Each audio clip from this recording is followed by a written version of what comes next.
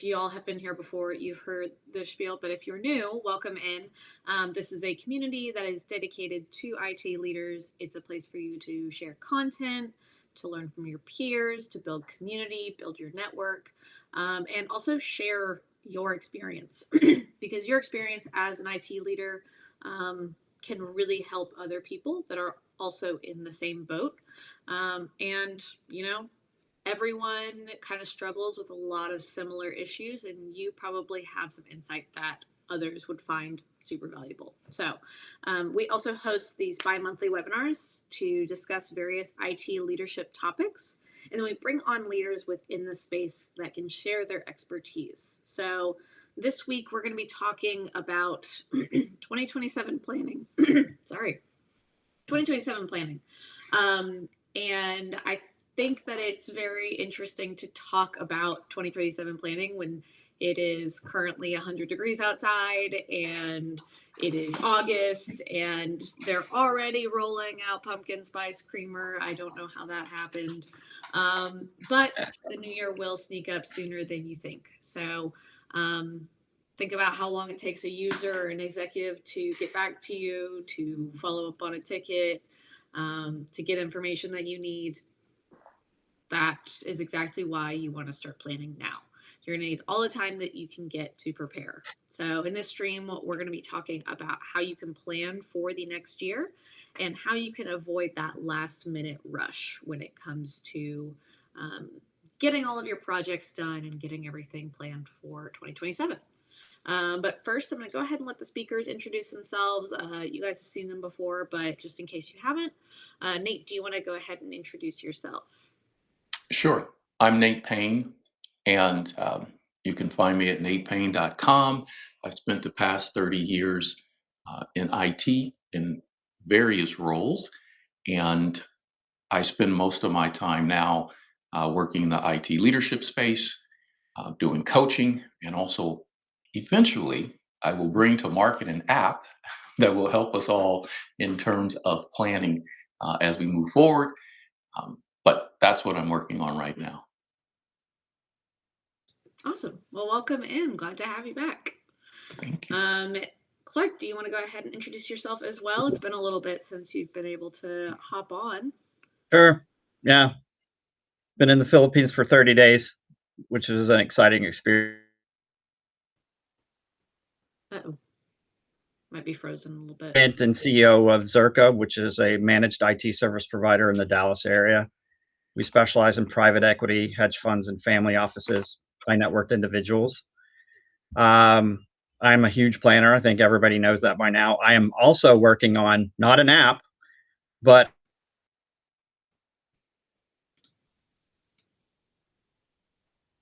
I don't know if it's my internet. Is it? is my internet block It freezing might be a again? little Sorry. bit. That's okay. If you need to turn video off at all too, like that's okay too. Yeah, might have to do that. Okay. So anyway, so I'm working on a journal as well. That's paper journal, not an app like Nate. So I'm gonna publish that next year. Actually, it's a series of journals. So I'm really excited about that. I've been working on that all year. And like the planning thing,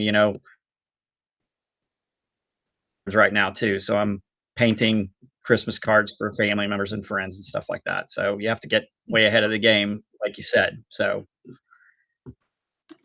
That's really cool. I mean, I do the same thing where I should do the same thing. I should prepare way more ahead of time for all of my Christmas gifts. I'm even thinking now like, oh, I should really order something or really get on top of that. And then I forget and then all of a sudden it's December and I'm last minute shopping or trying to make something and yeah. So totally get it. Well, cool. I'm going to go ahead and jump in on the topic at hand. That's a great segue. So I want to start off kind of big picture if we're talking about those initial roadmap discussions. If y'all can talk a little bit about where that might start and who would be involved in that roadmap discussion, whether it's somebody in IT, if it's just, your IT team discussing it, or for those initial discussions, are there other teams that are usually involved? You want to go first, Clark? Okay, sure. So, for me, I've been planning and way ahead and, doing all this since forever. And, talking about a starting point is kind of moot for me because I'm way into like 5 years from now. Um, but I think the most important thing is to start somewhere. And, you know, if you're having a challenge with getting next year's planning done, much less next week's, the best thing to do is stop, take a quick sabbatical, and do an assessment of your situation, your current situation, to develop that roadmap. And the assess the current state. What is your desired future state? What are the actionable items? For growth, guidance, timeline, so on and so forth. Put pen to paper, or type it up in a document, but at least start somewhere. Gather all your thoughts into, this is what I want to accomplish in the next 5 years, and then start breaking those down, because it's not like goal planning. Road mapping is meta goal planning, right? So you've already mastered goal planning, so now you have to move on to the goal planning of the goal planning. And if you're looking at the people who are involved, of course it's your circle of influence, but then you also have to think about outside of that, what the you know what that circle, as the concentric circles keep going. And generally in an organization, it's everybody. For me, it's the cleaning crew all the way to the CEO of the company. And the cleaning crew, one time we had a cybersecurity initiative, and they came to us and said, "Hey, we found all these post-it notes with passwords on it." So everybody's involved. And the thing is like, it's up to the leader, the IT leader, to get everybody motivated and moving. And that's the most challenging part, I guess, of the roadmap. But then just finding some place to start. Mhm. Yes. So if you have no starting point, if you've never done this, I'll go through the structure how I look at it. The first thing I'm going to ask of senior leadership is, what are we trying to do? And specifically, I need them to tell me what the goals are. One of the things I used to do with planning, I looked at it as an annual exercise. And what I've come to realize is it's really kind of a rolling exercise, right? So the plan is never finished. It's just constantly moving and evolving. And as IT leaders, we have two plans really that kind of happen simultaneously. So we have a plan around how IT is contributing to company goals. So I'll have a conversation with senior leadership, and we're talking about enterprise level goals. And I need to understand what the initiatives are that connect to those goals. I need to understand how I contribute to those initiatives. And then I'm also going to talk to the other business unit leaders, because they have a contribution within their domain to those goals. And they may also need something from IT as well to help them achieve those. So that's one plan. That's my roadmap towards what I'm helping the organization do. And then I have a second plan that runs parallel with this. And this is my IT plan. This is how you, as a leader, want to run your organization based on your experience, your preference, best practice, whatever. This is my plan, how we're going to run IT from an operational standpoint. So, really, for me, there's two plans that are going on. But if you have a starting point, or you don't have one right now, and you don't have a plan, the first thing before I sit down to put pen to paper, I must have a conversation with senior leadership, and I must understand what They have planned, like Clark said, over the next 5 years. Yeah. What is it? Is it 1, 3, 5? It's totally fine. Those things change. You preferably you want this in writing.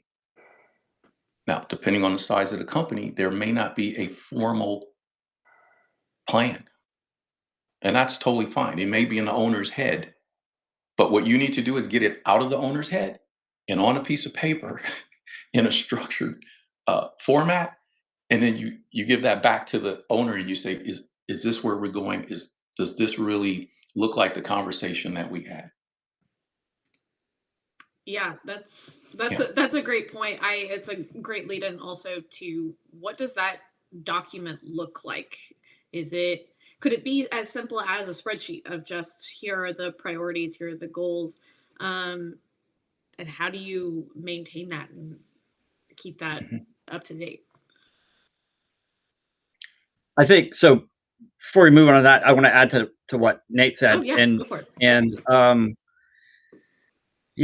I think Nate and I work in two different worlds, and I'm more of I live in more chaos than anything else. So I live in the small medium business world, where there's no structure, there's or little to no structure. Like you said, it's going and digging out of the CEO's head what he wants to do, and generally the response back is, "I don't know. You handle IT. I'm not technical. You handle all that." So I end up having to deal with, okay, how do I manage my department such that we're successful? I know that they have cybersecurity initiatives, and all of a sudden now they have AI initiatives and things like that. So there's, when you're dealing with two different worlds like that, it becomes building a roadmap becomes even more important if you're living in an environment of chaos. And I don't know why I think of Tim when I say that, but it's If he's because I here, know he was nonprofits have to deal with a lot of chaos, and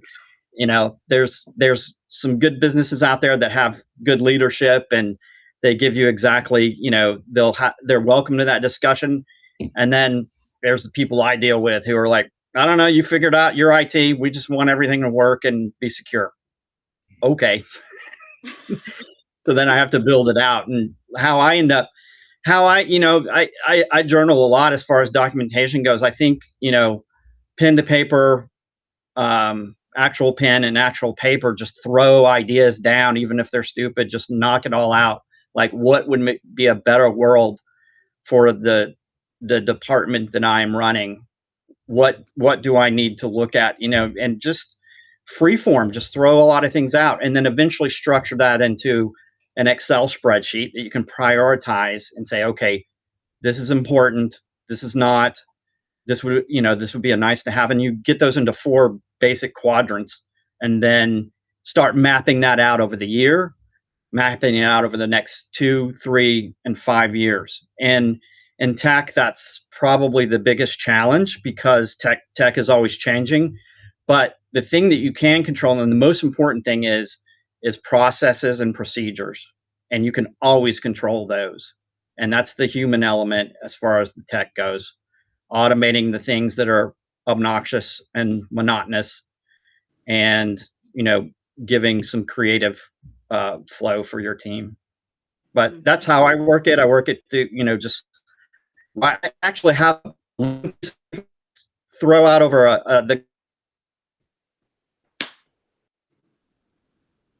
on what do we need to fix, and just we write it all out, kind of a SWOT analysis for you know a roadmap. And then once we get that, we all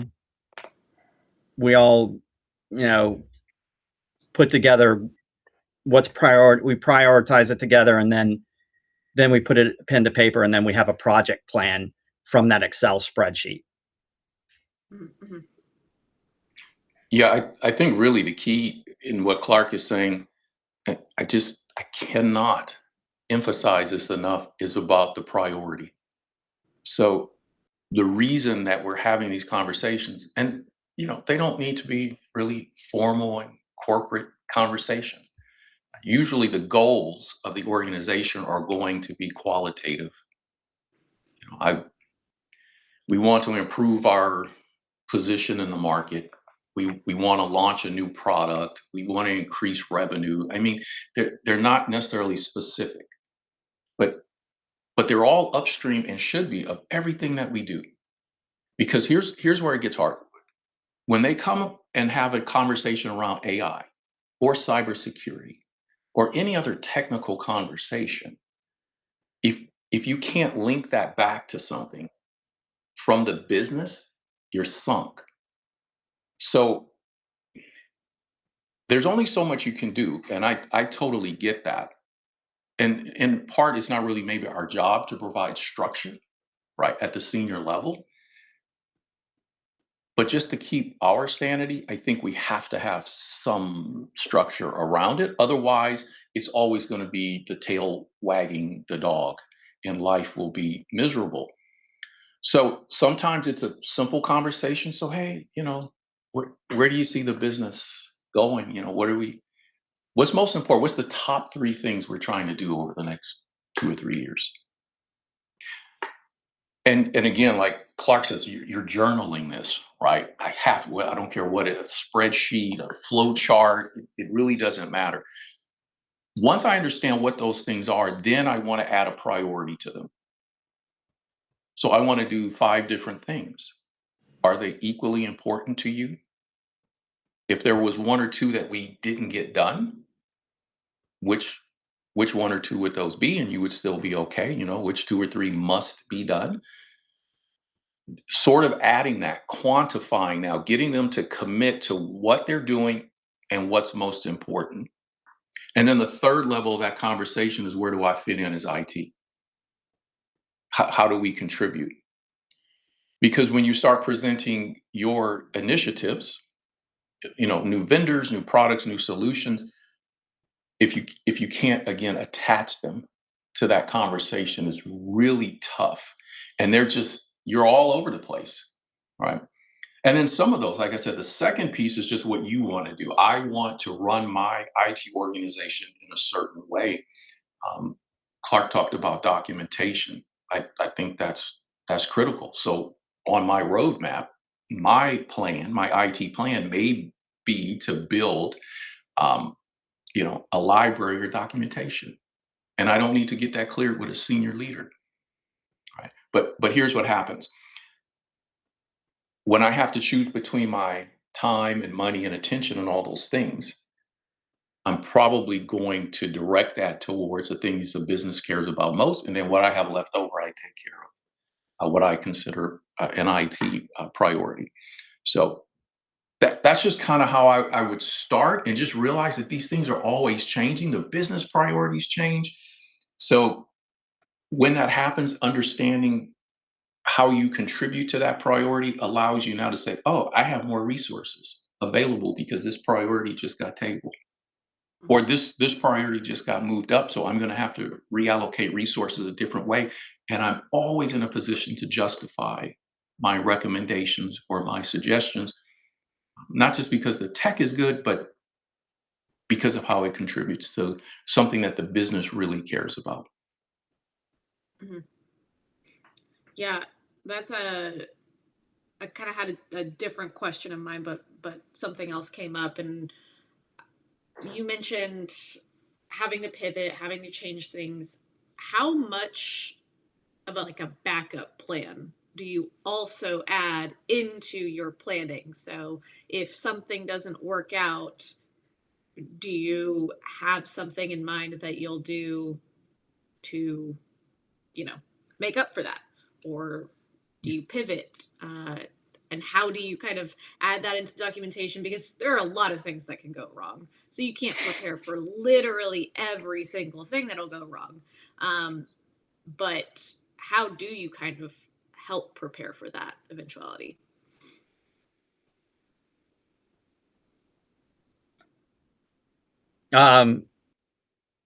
So for me, it's kind of changed over time. When I first started road mapping, I focused mostly on tech. Obviously, I'm in tech, but I realized that that's not really where the successes are. The successes are more in your team, the procedures and policy, like I mentioned, because the tech always changes. And as we've seen in just the past year, I'm going to get that other AI one in here, Beth. AI has kind of turned everything upside down, right? So I've had so many people come, CEOs of companies and things like that say, "Oh, we need this AI stuff." Well, what do you want to do? We don't know, but my friend at the country club has it, so I want it. So all of a sudden, this kind of hijacks your plans, but it shouldn't really, right? Because you still your roadmap is still your roadmap. So the main thing is keeping boundaries, and the main thing, like I follow is the Covey method of the quadrants, the 4 quadrants, to say, is this important, urgent? That's really kind of how I manage stuff, and I'll share the link here. But I was just about to do that, so thank you. yeah, okay. So because people are always trying to say my emergency is more important than what you're working on, and everybody knows the saying of lack of planning on your part does not constitute an emergency on my part. So yes, the tech is always changing. Yes, there's going to be disruptive tech. So I don't really plan around tech. I plan around processes, procedures, getting my team where they're nimble enough and they're efficient enough to deal with those emergencies as they come up. Of course,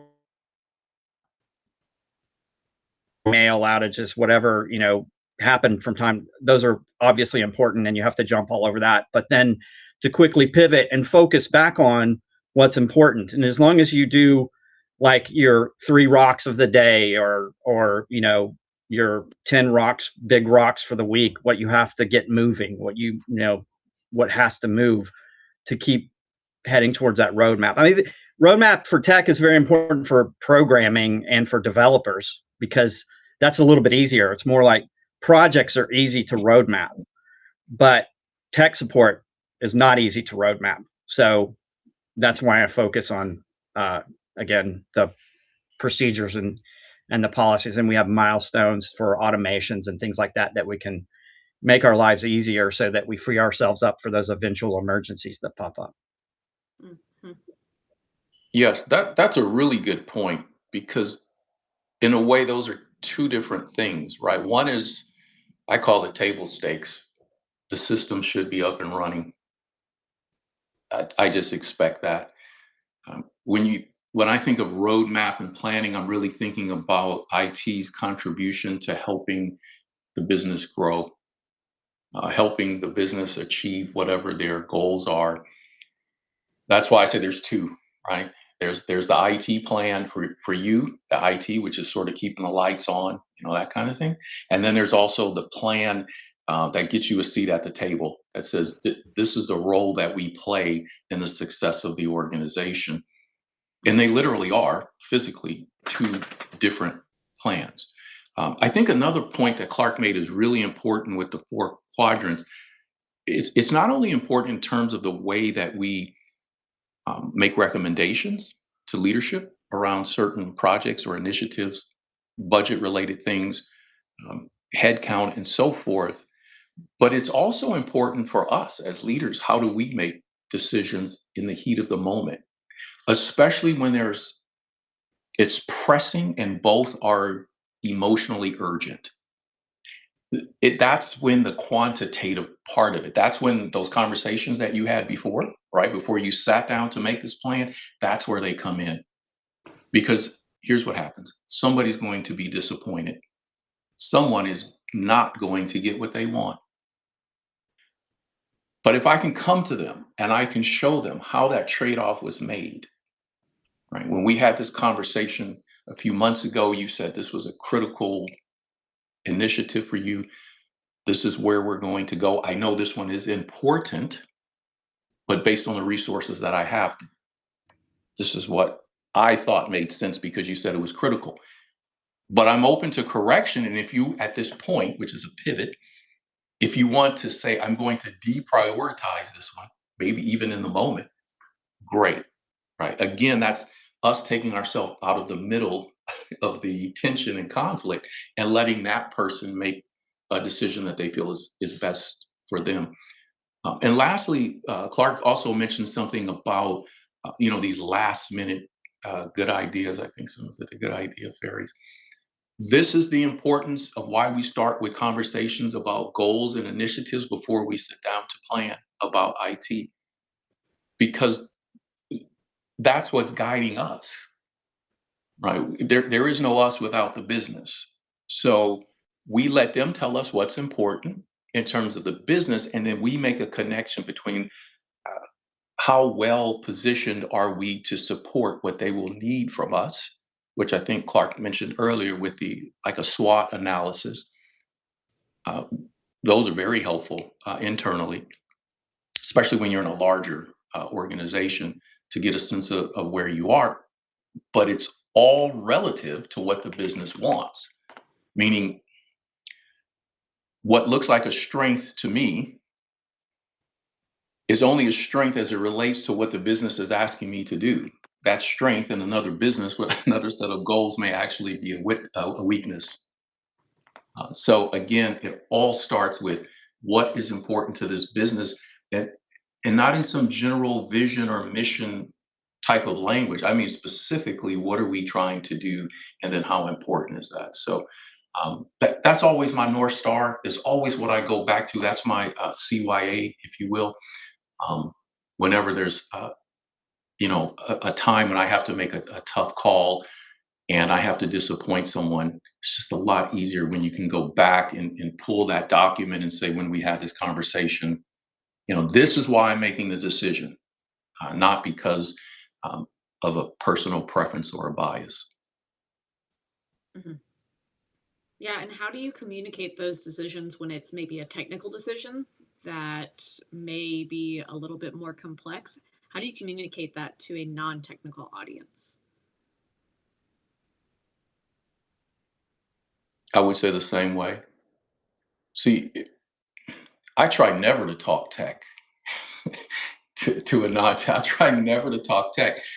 But so here's what happens. You know what happens when I don't know what you want from a business perspective? All I have left to do is talk tech because I really don't know what's happening with the business. So when I get you to tell me what's important to you in terms of your goals, right? We want to break into a new market. I want to increase revenue by 10% over the next 3 years. And here's how we plan to do that. We're going to launch 3 new products. We're going to open 5 new stores.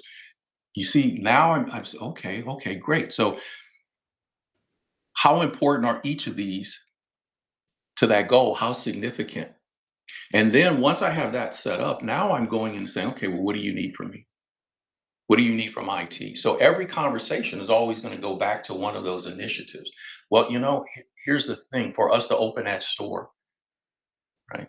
For us to be able to get those government contracts, for us to be able to achieve those revenue goals, it's not a technical conversation at that point. I'm speaking their own words back to them, but if I've never had a conversation to actually get their words, I can't ever speak them back to them. So that's why you just have to start there. Mhm. Okay, perfect. Yeah, that's great. Um, so I kind of want to move on to staffing. I know that that's like a big thing whenever you're planning and making all of these big moves and big changes. How do you um, basically plan for those staffing needs, and then how do you plan the skills for either your existing staff or that new staff that's coming in? How do you can you add that into the budget if there's extra training that needs to be done, things like that? Because you can have all of these great project plans, you can have all of these great things in mind to do for the future, but if you don't have the people that can do them, um, it won't get done. So how would you kind of recommend people ask for that kind of help? I think so. Why I've shifted to the non-tech aspect and more of the management of procedures and policies is that despite any budget changes or whatever, you always have that same, employee base that you're working with. So I think the biggest thing to focus on is training your staff up, to be disciplined, and to also set boundaries, because like I said, I work in different environments, more chaotic environments, and you'll have the CEO go and talk to the level one tech and say, hey, what are we doing on this initiative now? And if you reinforced everybody is on the same page, and they say, well, I'm not the person to be talking to about this, you need to go to so and so. You know what you have is your team, and you will always have that core team despite layoffs or whatever, if that happens. But you build up their strengths, and you develop your roadmap to their strengths. So some of the biggest input for a roadmap is, I always say, is being boring. Discipline is boring. Hard work is boring. Studying is boring.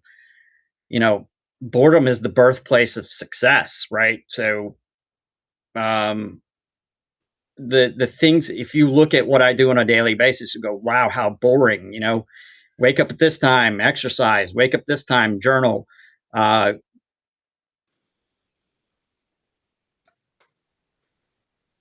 Whatever, right? Like, it's all like robotic. But that's how, the most successful people are successful, because they're consistent and reliable, and they do repetitive tasks. But if you teach your team to also focus on which tasks we can automate, that throws a creative bent to, the daily mundane, the monotony, right? Like in tech, the most important thing is what? Backups. I mean, as we've seen over and over and over again with the people who have been compromised and lost all their data, they didn't have backups, or their backups were vulnerable. That's the most monotonous thing to check and to take care of in the tech environment. But it's probably the number one thing that you want to check every day, because if something happens, your job is on the line for that one little thing that one little oversight. So that's why I find in the boring things the most important things, and you challenge your team to do the boring things, and then you set to that goals along your roadmap, and then here are the rewards for that. Hey, we accomplished this. We've done this for 60 days. It is a habit now, and we're going to keep building on that. So, sorry about the long-winded run, but that's kind of my take. Yeah. So what was helpful for me is we tend to think about budget as money, right? Finance. And we focus a lot on that, and that's important. I need budget to pay for licenses. I need budget to pay for these things. What was helpful is when I looked at staffing just like a budget, right? So I need $100 to buy this license, and I need so many hours, and I need a certain skill set to accomplish this task as well. And so when you start looking at staffing the same way you look at dollars and cents, meaning a person's time and their talent, it gets a little bit easier, and the conversation sort of shifts from, boy, we're really overwhelmed and we need help, to really, I don't have enough money to buy the things that I need to help you guys achieve this goal.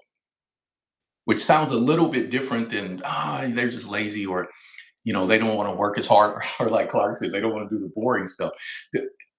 But here's the key to what Clark is saying, because to answer your second question, Brittany, it only matters in terms of skill set and all those things for my team based upon what I'm asking them to do. And what I'm asking them to do is tied directly to what the business goals are. So again, I'm going to go back to budget. If I'm looking for a cybersecurity tool, I'm looking maybe for a certain set of features or functionality based upon our need. Otherwise, I'm looking for maybe a different set. based on a separate need. So it's the same thing in terms of training for staff, right? I'm training and looking for opportunities for them to grow based upon the need of the business. So if someone comes and they say we need AI and they don't know why we need AI, and but we just need to do something AI, okay, great. Well, guess what? I need to help train the staff, right? Because this is new pretty much for everybody. Um, but the point about the boring stuff in the backups, here's why it's important, because there's a cost to that. Okay. So while that person is checking the backups, and by the way, it's not just your job. Depending on how bad the failure is, it could be a lot of people's jobs that are at stake when those backups can't be restored. Okay. So just FYI, like IT, we hold a lot of responsibility. It's not just our job. It's a lot of jobs that could be at stake. Yeah, But that takes time, right? yeah, So that's yeah, sorry to interrupt, but mhm, I just want to add real quick. When you said it could be a lot of people's jobs, I was a part of a project that they just wiped the whole IT department because they didn't have backups. They just sent them all packing.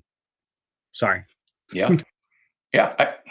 Right. So there's a cost in time and talent, because when that person is working on the backups, which is critical, and I can tie that back to a business goal, right? Just business continuity, right? I mean, otherwise we don't need to get up tomorrow morning because we don't have data anymore. But that person's attention and their time and their skill is not available to do other things. And I think that's the important part. Sometimes we just look at a task, but also look at it as a resource that is not available to me while that task is being completed.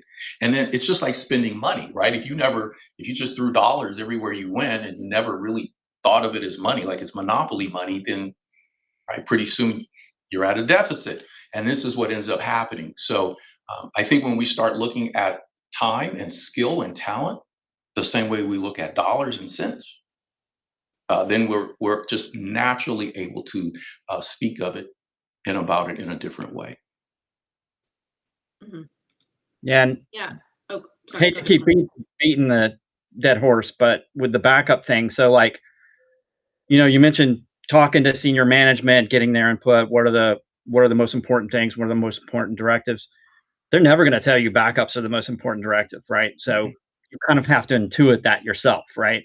So that could be a career-ending move if you aren't keeping, tabs on the shop. So, that's the other part of the challenge is trying to anticipate what the department needs outside of the non-technical CEO's expectations. And we all know those are the most important things, keeping things running. Nobody's ever going to tell you I need, 5 nines of uptime, but you kind of already know that, and that's on your roadmap.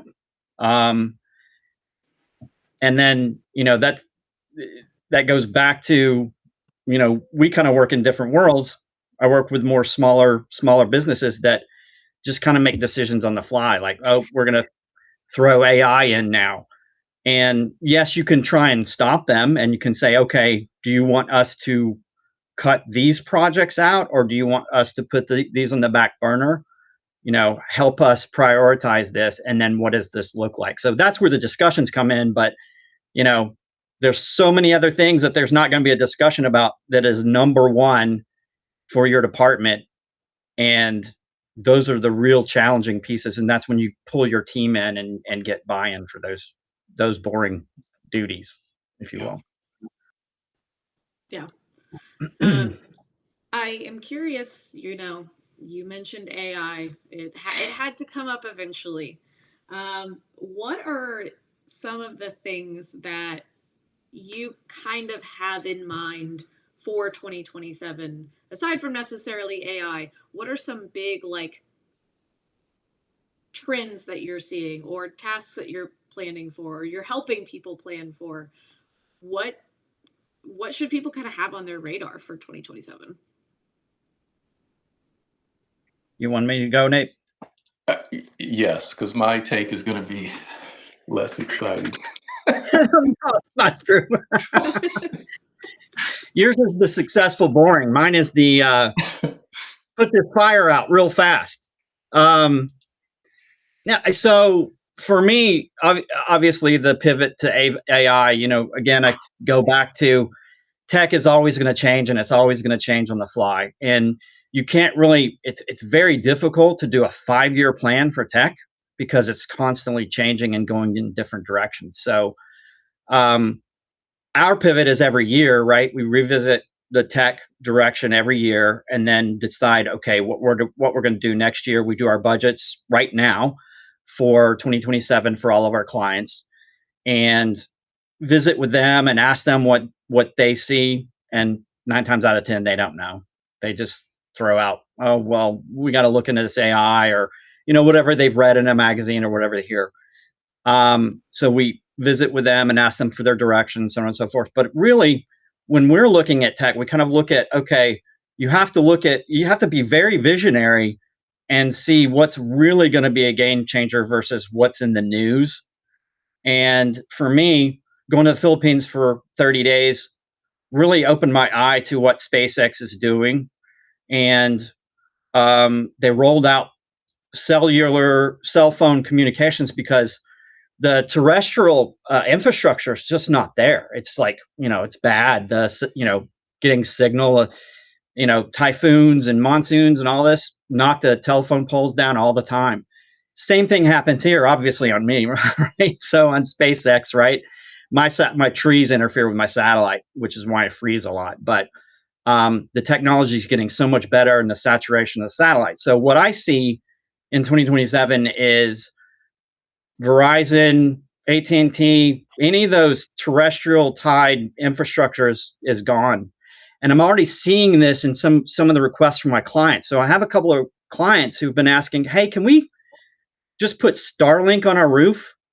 Because a lot of people are suffering through outages, whether it's, somebody misconfigures a router and your internet's down for 4 hours or almost all day, or there's a power outage and those kind of things. Well, this is a really revolutionary technology that's going to, you're getting rid of infrastructure and now everything's just going to be wireless. So your cell phone provider is just going to connect to a satellite. And some of them already do. My feature on my Android already has that. So, I think from a tech perspective, that's a really big game changer. Obviously AI, but,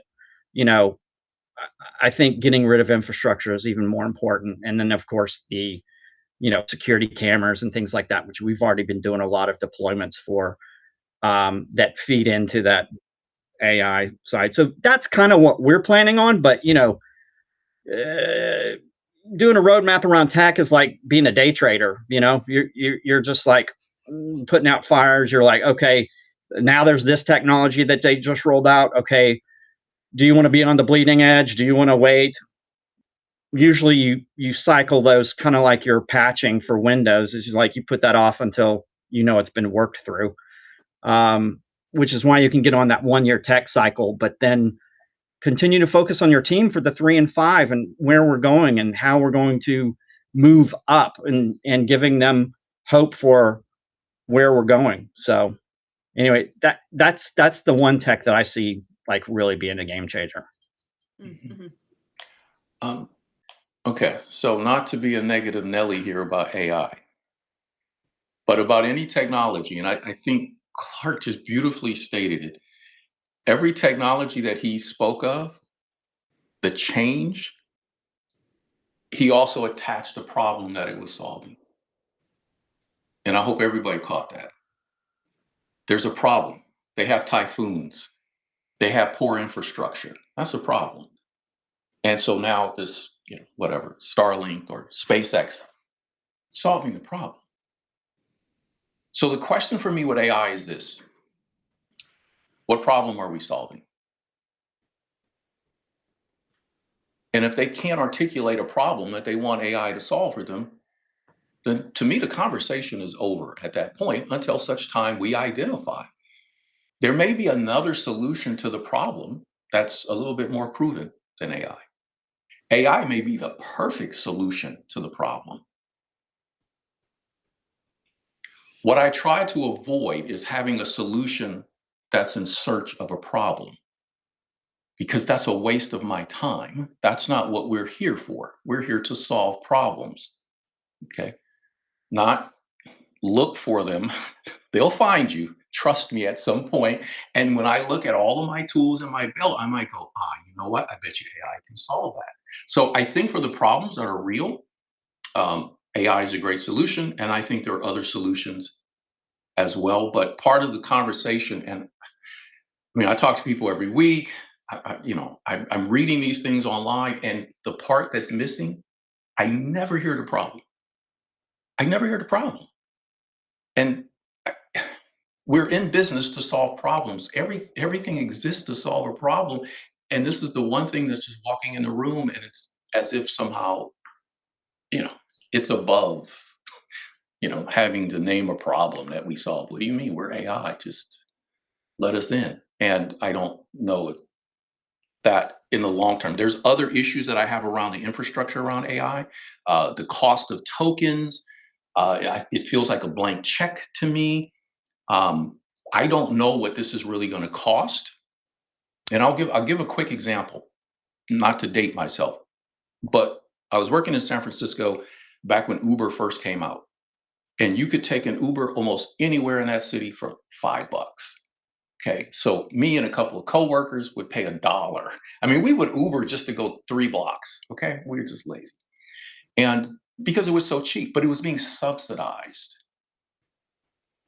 Since that time, it's actually cheaper. When I go to the airport back and forth, it's cheaper to take a cab because the subsidy isn't there anymore.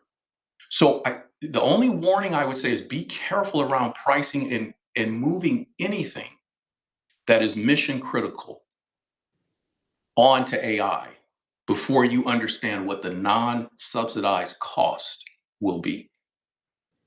Right? So anyway, that's my soapbox rant about AI. I think there's a place for it. I think it's a bit overstated and a little bit Yeah. unproven up to this point. And the subsidy is very important because much like Google was subsidized in the 90s for search by the government, they couldn't get all these satellite maps and all this other stuff on without government handout. So, that will go away. And actually, you kind of see that going away a little bit because their charges are going up on the AI stuff. But like where I see AI becoming very important, where we have used it in business cases is, which is why it's in our pipeline because we do a lot of oil and gas clients. And oil and gas has so many third-party vendors. And that's where a lot of scams come from. People scam create fake invoices, fake companies, things like that, and they send scam invoices. Well, we've used their AI to compare invoices and to consolidate a lot of that accounting data. So there was one issue, and they actually came to us and said, "This is what we're trying to accomplish," and we helped them do that. So I was like, "Wow, this is one use case that actually worked." They also using it a lot for geology to figure out where to drill next and those kind of things. So those are pretty exciting things too that I see people doing. But other than that, all the other clients are just like, well, we just want to, ask questions and do research and due diligence and gather all our documents and search all that stuff on the network because Microsoft Search is terrible. And, it seems like AI does a better job of indexing and finding things, which is sad because, search should do the trick on your own network. But, I agree with you. The price is going to go up, and I think that's going to price a lot of people out. I think that's kind of a competitive advantage that people are going to do. And when I was at a private equity, I was talking to a private equity group who's rolling this out, and they made some interesting comments. And I was like, oh, okay. So they're talking about like data not, being decentralized and decommoditized, right? Which I don't know if I agree with that. I think it's going the other way. So I think the data is going to be concentrated more and more into larger tech hands, the quote unquote AI people, the Palantirs, the SpaceX, the Claude, Anthropic, things like that. And then they're going to start charging for that information, and then eventually wipe out the web from the free data, right? So and I think that's where they're going to start monopolizing and you know really taking over the environment and collecting data on people, just like Google did. I mean, they've got all this data now, so now they know everything about you. They know all kinds of the demographic data on you. They know what you like to buy. They know how you operate, and especially when you allow the AI in your environment, collects all your calendar data, all your personalized information. So now they build a complete demographic on you, and all this data is being stored somewhere. So that's kind of the the darker view of it, the dystopian view. But yeah, I do agree with you. That's Yes, as soon as this demonetizes, then you're gonna see the haves and have-nots, essentially. Yeah. Yeah. Yeah. Oh, sorry. Were you going to say something, Nate? Yeah. So in ecology, there's this thing called a subsidy cascade. And essentially, I'll just give you a quick story. It goes like this. You have a bunch of wolves who live in the wild, and those wolves hunt. And they've been doing this for, generations. And then all of a sudden humans come in, they start cutting down some of the forest and the hunting grounds, and they set up cattle ranches. And then the wolves, of course, go, why am I hunting anymore? I mean, it's free food, right? And so pretty soon they forget how to hunt. They're not out in the forest anymore hunting, they're eating, right, the rancher's cattle. And so we have to be very careful that we don't forget how to hunt and do things on our own.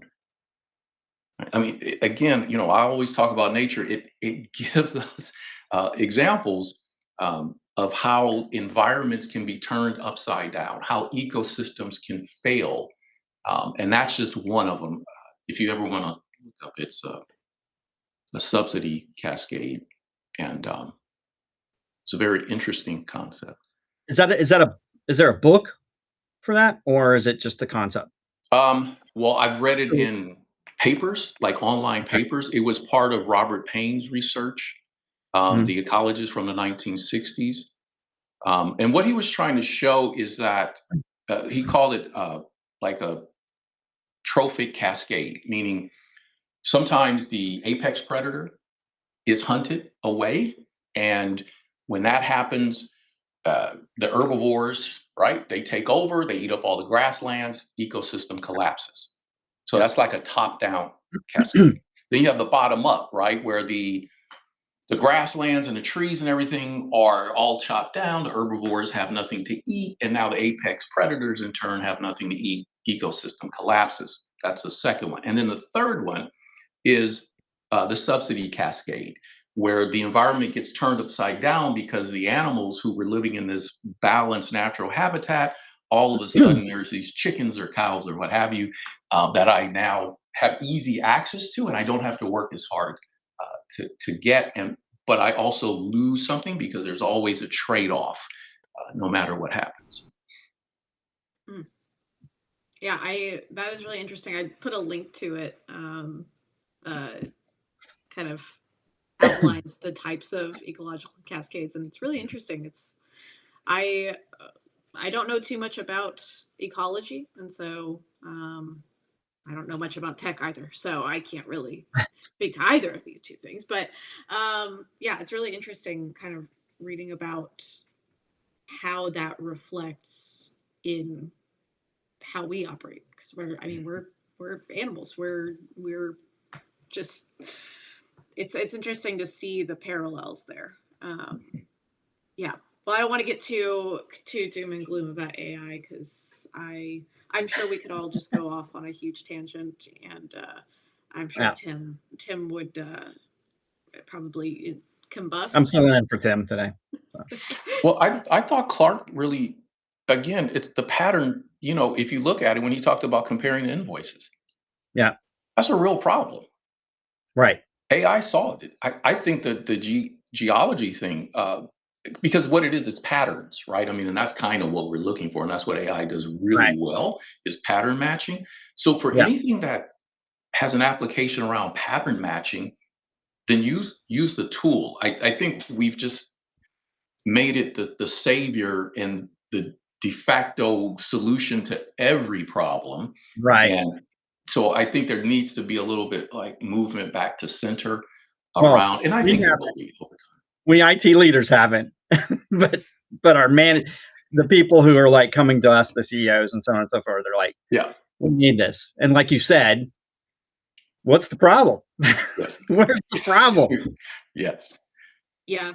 I think it's because it's being positioned as well, you don't need to hire as many people because you can just have AI do the work, and that's not.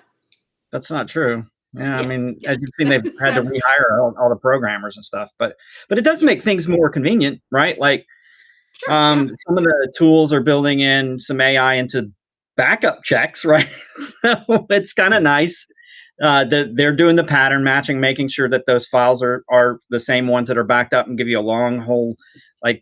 I, Cove does this. I mean, all the backup products do this, and they do a screenshot and then send it to you in a bulk package. It's kind of cool.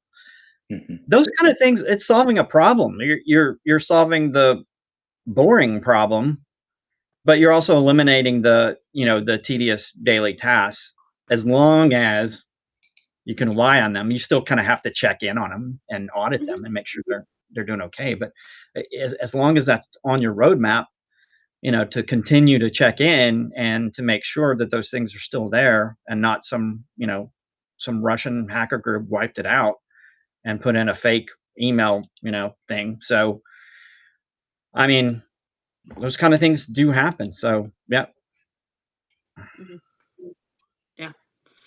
Um, well, we're at almost at time, and I wanted to see if y'all had any kind of last minute suggestions for anyone that is currently working on their roadmap, that is planning for the future.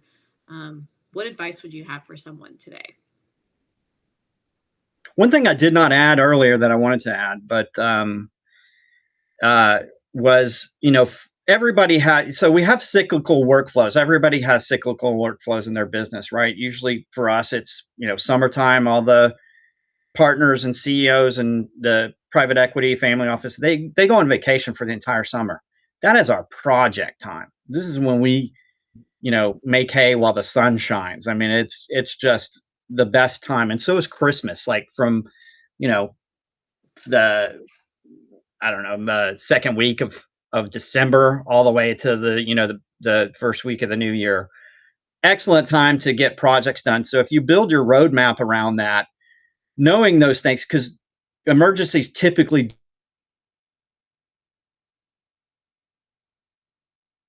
Oh man. every business is different. Some follow the school years, uh, you know, just like ours do. So Mhm. find those sweet spots and capitalize on them and take advantage of them. Mm-hmm. Yeah, I would say talk to the business. Talk to the business. Talk to senior leadership. Talk to department heads. Understand what's important to them, and then understand how important it is. Right? So I have three important things.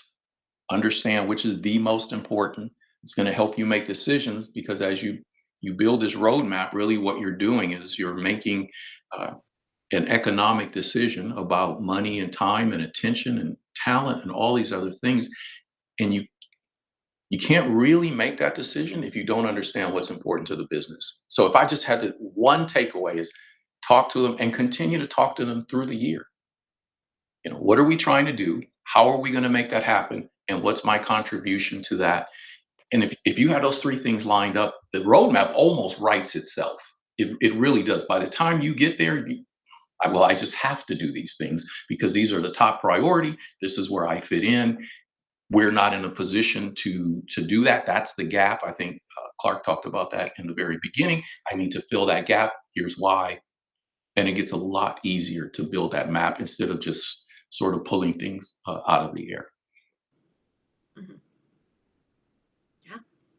Awesome. Well, that is really, really good advice. Hopefully it helps somebody that is trying to plan for the future. And yeah, it can be tricky, but there are some guides. I think there are some templates in the Leadership Lab that can kind of help with this. But if anybody has any templates they're using, definitely feel free to upload them. They can definitely help people that are kind of starting from scratch. So we will be back in a couple of weeks. Let me double check what topic. We're going to be talking about finding balance in an always on job, which is quite a different topic, where we'll be talking about how you can kind of step back, take a break, kind of recharge, so that you are coming into all of these projects and things with more energy, more focus, and how you can kind of take care of yourself, because that is the most important thing, is making sure that you are taken care of. And yes, Tim, you have to have balance. That exists. It does. So we're going to be talking about how you can kind of integrate that into, the rest of your life. And it doesn't have to be, you go from 0 to 100. You can take incremental steps. So, yeah, we're going to be talking about that in a couple of weeks, and I think it's going to be a good discussion. So, all right. Well, Tim, you know what? That's on you. You are writing a book, and you're in school, and you're VP of IT. So, burning the candle at both ends. All right. Well, take care. Thanks, y'all, for being on. I appreciate it. And yeah, we'll catch y'all.